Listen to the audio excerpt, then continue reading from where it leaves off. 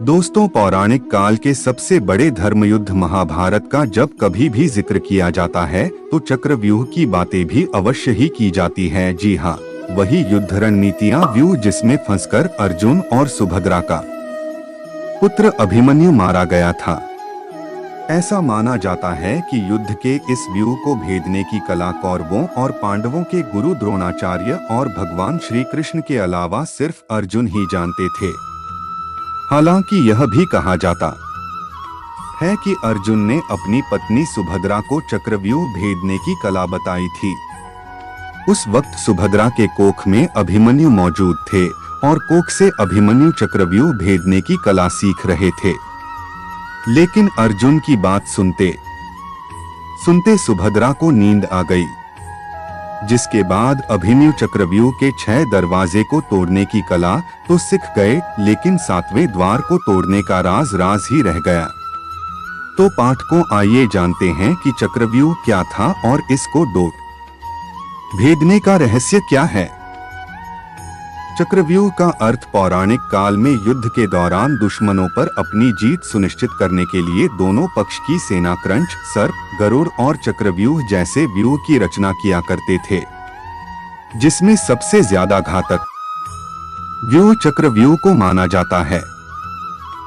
ऐसा माना जाता है कि उस काल में चक्रव्यूह युद्ध की ऐसी रणनीति थी जिसमें बड़े से बड़े योद्धा मात खा जाते थे।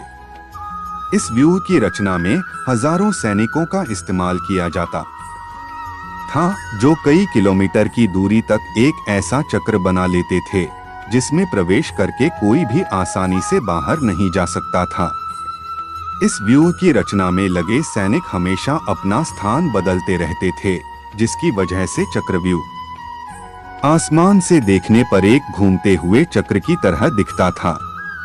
चक्रव्यूह को देखने पर इसमें अंदर जाने का रास्ता तो नजर आता था, लेकिन बाहर निकलने का रास्ता नजर नहीं आता। कैसा होता था चक्रव्यूह?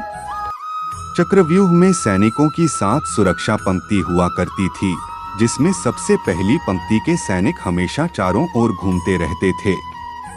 चक्रव्यूह के पहले सुरक्षा पंक्ति पर सामान्य सैनिकों को तैनात किया जाता था। यदि कोई योद्धा पहली पंक्ति के किसी सैनिक को मारकर अंदर प्रवेश कर भी जाता था तो मरे हुए सैनिकों की जगह क्षण भर में दूसरे सैनिक ले लेते थे। चक्रव्यूह के दूसरे पंक्ति में पहली पंक्ति के मुकाबले ज्यादा कुशल सैनिकों को तैनात किया जाता था, ताकि वो दुश्मनों को अंदर जाने से रोक सके। ठीक इसी तरह व्यूह के 6ठी सुरक्षा पंक्ति तक युद्ध कौशल के हिसाब से सैनिकों और योद्धाओं को तैनात किया जाता था और सबसे अंतिम यानी 7वीं पंक्ति में व्यूह की रचना करने वाले अपने सबसे कुशल और बलशाली महारथियों को रखते थे।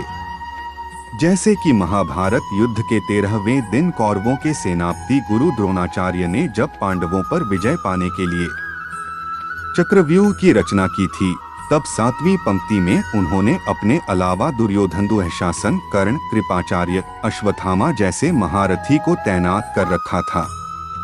युद्ध नेता चक्रव्यूह को उस समय इसलिए युद्ध की सबसे घातक रणनीति माना जाता था, क्योंकि अगर कोई योद्धा लगातार लड़ते हुए अंदर की ओर बढ़ता जाएगा तो स्वाभाविक है कि वह थकता भी जाएगा।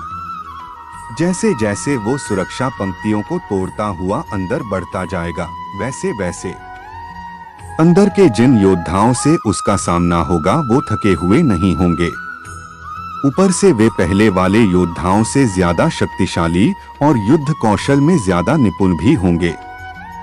शारीरिक और मानसिक रूप से थके हुए योद्धा के लिए एक बार अंदर फंस जाने पर जीतना या बाहर निकलना कठिन हो जाता था, और यही कारण था कि जिस योद्धा को इस व्यूह को भेदने की पूरी जानकारी नहीं होती थी, वह 7वें सुरक्षा पंक्ति तक जाते जाते थकान के कारण मारा जाता था। और आपको याद ही होगा कि जब कौरव पक्ष के योद्धाओं ने अभिमन्यु का वध किया था तो वो भी चक्रव्यूह के 7वें दरवाजे पर था और बेहद ही थका हुआ था।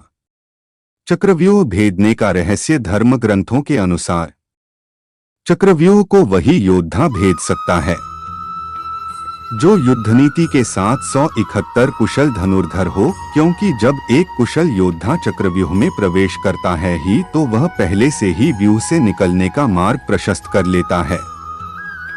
वह जानता रहता है कि बाहर की और योद्धाओं की संख्या कम है, जबकि अंदर के योद्धाओं का घनत्व ज्यादा। घनत्व को बराबर या कम करने के लिए यह जरूरी होगा कि बाहर की ओर खड़े अधिक से अधिक योद्धाओं को मारा जाए।